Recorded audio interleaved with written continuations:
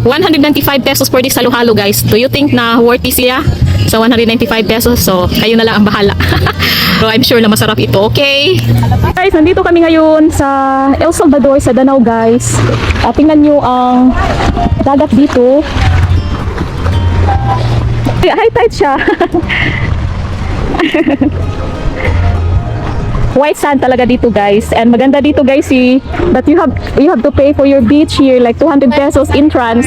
You can go swimming with the swimming pool at saka sa dagat, tapos pwede din kakain dito. So ngayon guys, kakain kami dito guys, and tingnan natin kung magkano ang babayaran namin dito, dahil sabi nila hindi daw masyadong mahal dito guys, affordable lang daw. So titingnan natin, okay?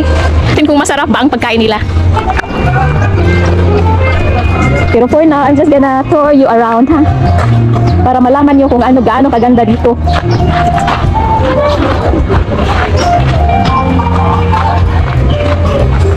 So, nag-aantay pa kami sa pagkain namin, guys. So, nandito ang restaurant nila.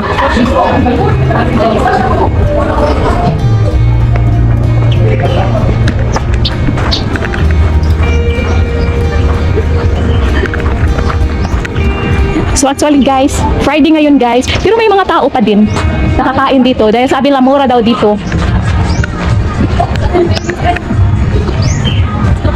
So may mga room for rent din sila dito guys. Sila ang pinakamura dito like 1,800.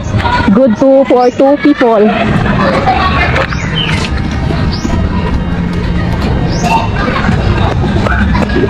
And then tingnan nyo guys ang pambata na swimming pool. May pambata sila nga swimming pool dito guys. So sulit talaga guys, ang 200 pesos mo makaligo ka na ng dagat at saka sa swimming pool. I'm going to show you the adult swimming pool.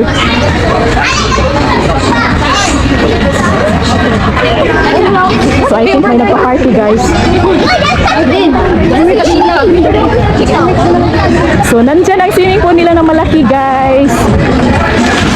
Tapos ang parintahan din nila na bed o mga rooms dito. Guys, dito daw pag Holy Week, marami daw tao dito. Talagang parang fully book talaga dito guys. Dahil sabi nila, ito talaga ang destination pag dito ka sa Danau area or Compostela area. So no food or beverage in pool area. So bawal pa magkakain dito sa swimming pool. So, parang may nagpa-party doon dito guys.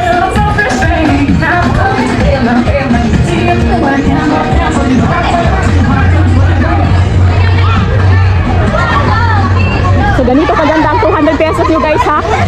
Tapos kung magbabaon ka lang guys, okay lang din. Magbabaon ka lang para wala ka rin masyadong gastos. Kung may 200 pesos ka lang, so punta ka na dito. And talagang sulit ang pera mo pag nandito ka.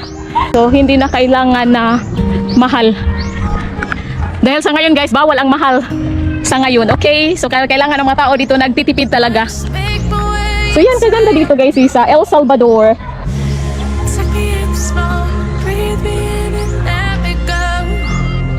So dapat lang, okay?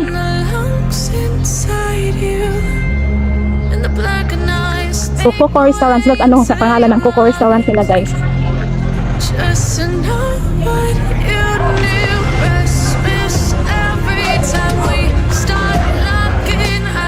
Tingnan mo ang bar. So ganito kaganda guys dito sa El Salvador. So mag-wait lang kami ng pagkain. Okay, so I'm gonna update you sa pagkain mamaya kung masarap ba dito.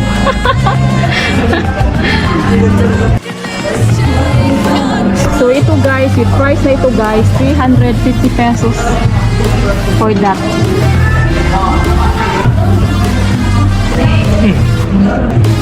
Marang Japon sa mong phone, diba?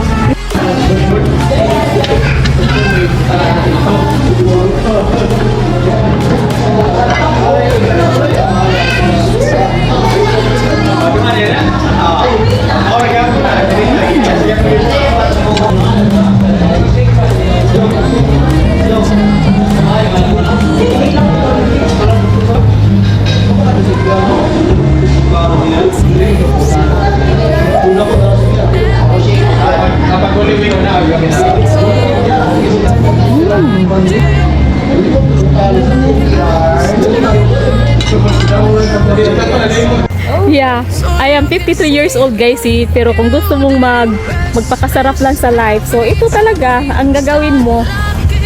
Lakwat siya lang.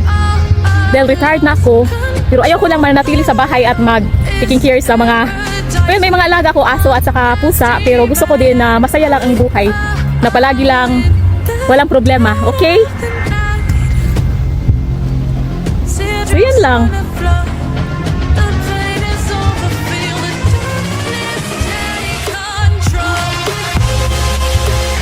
So guys, hindi package dito ang pagliligo guys, because kailangan magbayad ka ng another 200 pesos for the swimming pool and for the ocean, for the beach. So since wala akong plano na maligo guys, dito lang ako magpakasaya lang. Oh no, basag ako! Ayan lang. Enjoy ka na, magambak-ambak lang ka dito, exercise na.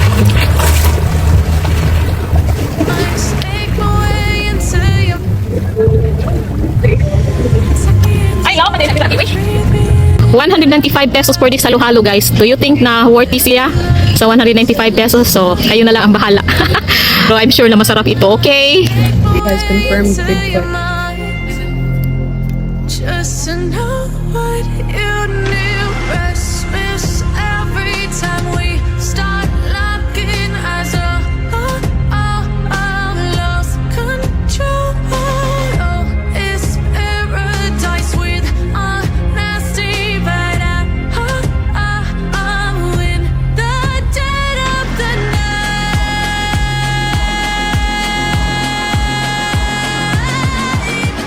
Let the darkness take control.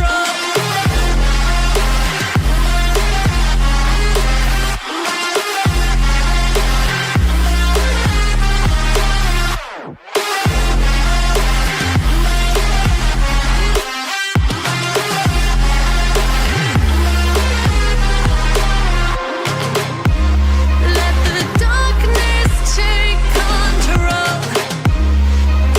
Darkness take control. May the darkness take control. Okay guys, finally guys, natapos ko na din ang pagkain nito guys. Ang dami-dami. Inuubos ko talaga. So ngayon, dahil susog na ko, so itutour ko na kayo sa lugar na to, okay? So mga pila ni kameters ni tingnan niya itong himuon sa tungkuan na. Parang ganito lang ang life guys. Walang problema, hindi nakakasawa.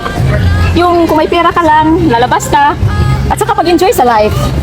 You know? So once in a while, bigyan mo ng sarili mo ng inspiration. Okay.